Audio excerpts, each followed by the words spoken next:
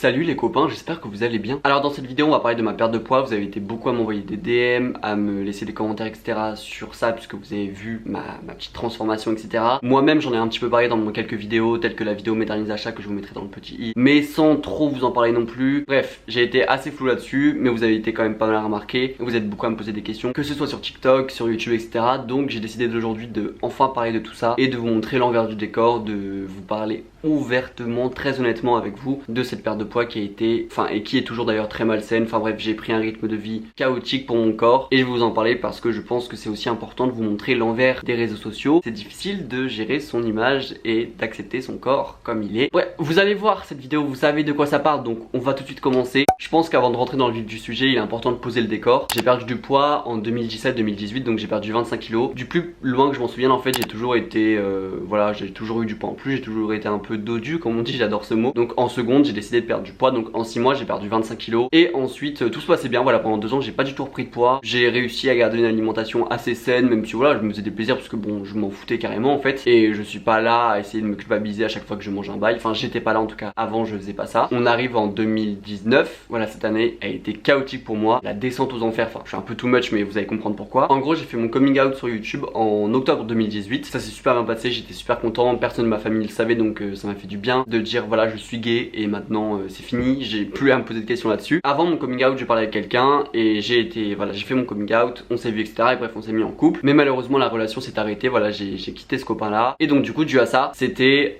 horrible parce que je me suis retrouvé sans études. Parce que oui, avant mon coming out, j'ai arrêté mes études parce que ça me plaisait pas du tout. J'étais en LEA et c'était pas quelque chose qui me plaisait. Donc je me suis retrouvé sans copain, sans études, à vivre chez mes parents. Et évidemment, tous mes potes étaient en études. Donc je me suis retrouvé chez moi en Normandie, en campagne profonde, à ne rien faire, à avoir un rythme. Voilà, je me couchais à 8h, je me levais à 16h du matin. 16h du matin, ça... Voilà, non, c'est Louis 16h, c'est l'après-midi, c'est la journée en fait. Et donc ma santé mentale a été mise à rude épreuve pendant un an en fait, de février à peu près décembre, janvier 2020, 11 mois, 12 mois, enfin bref. L'année 2019, c'est pour ça que j'ai pas été actif sur YouTube, c'est que j'étais fucked up. J'étais très triste, j'étais très solitaire, je voyais très peu mes amis, genre une fois toutes les 2 semaines ou je ne sais quoi. Je montais des fois sur Paris, mais c'était encore pire parce qu'en fait je me faisais des week-ends cool et après je rentrais chez moi pour au final être triste parce que je me retrouvais tout seul. Enfin bref, qui dit santé mentale mauvaise dit moi quand je suis pas bien je mange. En fait mon poids se reflète par rapport à mon état mental. Quand je suis bien, je suis dans un poids assez stable et je me sens bien dans mon corps. Par contre quand je vais pas bien, je vais me réfugier dans la bouffe. Donc j'ai repris à peu près 10 kilos, on va dire 10 kilos voire peut-être 12, 13, enfin bref. Quand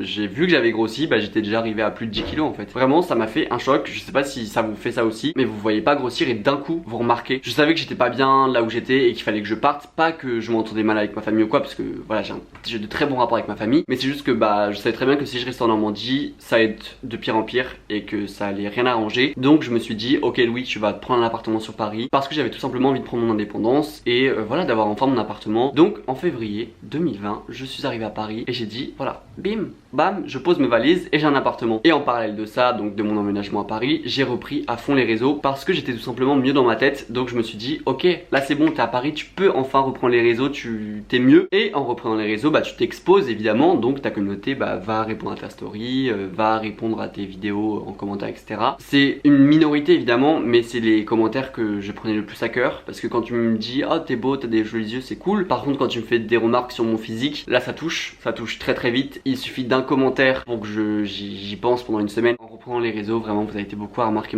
ma prise de poids en fait, parce que comme j'étais mis dans ma tête, dans mes vidéos je m'en foutais un peu de mon poids. Enfin j'étais pas bien dans mon corps, mais je m'en battais les couilles que vous le voyez. Voilà, je faisais des stories où je montrais mes outfits, donc voilà, je montrais que ça se voyait que j'avais pris du poids. De toute façon je pouvais pas le cacher quoi. Et donc j'ai eu pas mal de remarques qui peut-être pour ces personnes ont été anodines, en mode ah t'as pris du poids et tout, oh là là t'as des grosses cuisses tout ça. Et même si pour vous ça peut paraître rien et pour vous c'est ah mais tu t'exposes sur les réseaux donc tu dois accepter ça, non, c'est non. Voilà, vous arrêtez tout de suite. J'ai reçu des ouais t'as des grosses cuisses, je devrais peut-être faire du sport, perdre du poids etc. Ensuite j'ai eu un copain et j'étais tellement complexé par mon corps, dégoûté par mon corps, que j'avais du mal avec l'intimité. Depuis on s'est séparés donc je ne suis plus avec lui, mais l'intimité c'était un calvaire pour moi. J'ai toujours eu un rapport à mon corps très très compliqué, mais en couple c'était encore pire. Après lui il a été hyper compréhensif et vraiment en fait à partir de mars en fait quand on arrive en confinement, là c'était encore pire parce que je me suis retrouvé tout seul à Paris, sans ma famille, sans mes amis, parce que tout le monde était parti et de toute façon tu ne pouvais voir personne. Donc pendant 2 mois je me suis retrouvé seul dans un 20 mètres carrés à Paris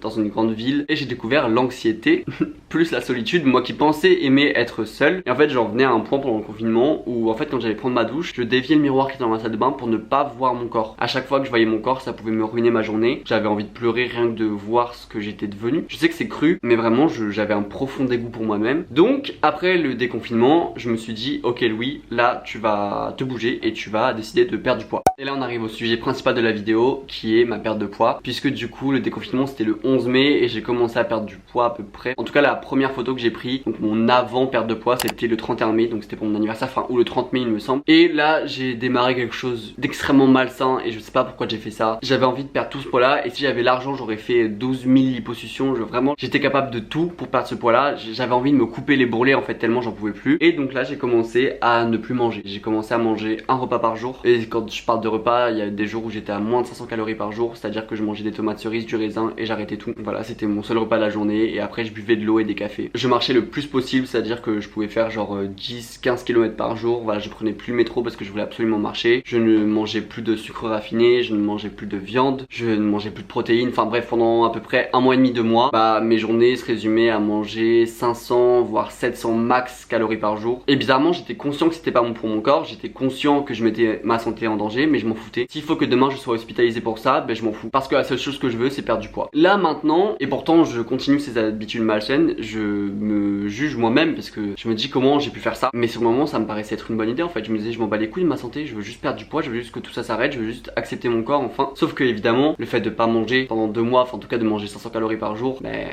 j'ai fait quelques malaises vagales dans la rue. À ça a ajouté de l'anxiété qui a été mais surdéveloppée parce que je sais pas, peut-être que je sais pas c'était peut-être mon rapport au corps ou c'était le fait que j'avais peu d'énergie ou je ne sais pas. J'ai aussi fait ma première crise d'angoisse il y a à peu près un mois et voilà ça a duré à peu près 2 heures, j'ai dû appeler un pote, j'arrivais plus à respirer, je pleurais, je ne savais même pas pourquoi je pleurais, enfin c'était n'importe quoi et la crise d'angoisse j'en ai pas fait depuis. Voilà je prie pour que ça ne se repasse plus parce que c'était très difficile et même après j'avais l'impression d'être vidé de toute mon énergie en fait. Le soir même de cette crise d'angoisse, bon bah en fait je faisais du montage vidéo parce que je devais sortir une vidéo, enfin je voulais sortir une vidéo hein, c'était pas un partenariat ni rien mais juste j'avais envie de sortir ma vidéo et j'avais l'impression d'être drogué en fait, c'était comme si on m'avait vidé de toute mon énergie et je sais pas en fait j'étais là sur mon canapé en train de faire mon montage mais c'était comme si j'étais pas là, c'était comme si je me voyais faire mon montage mais j'étais pas dans mon corps. Et évidemment de juin à maintenant en fait j'ai une fixation sur mon corps, sur mon image, tous les jours même 20 fois par jour dès que je passe devant un miroir je regarde mon corps, je vois si j'ai pas pris du poids, je mange toujours un repas par jour maintenant, encore aujourd'hui en fait, c'est à dire que là maintenant j'ai un travail depuis le 31 août donc voilà je bosse de 15h à 20h donc j'ai un 25 heures et je mange uniquement le soir. Voilà j'arrête de manger le soir vers 22h et je ne mange pas jusque bah genre 21h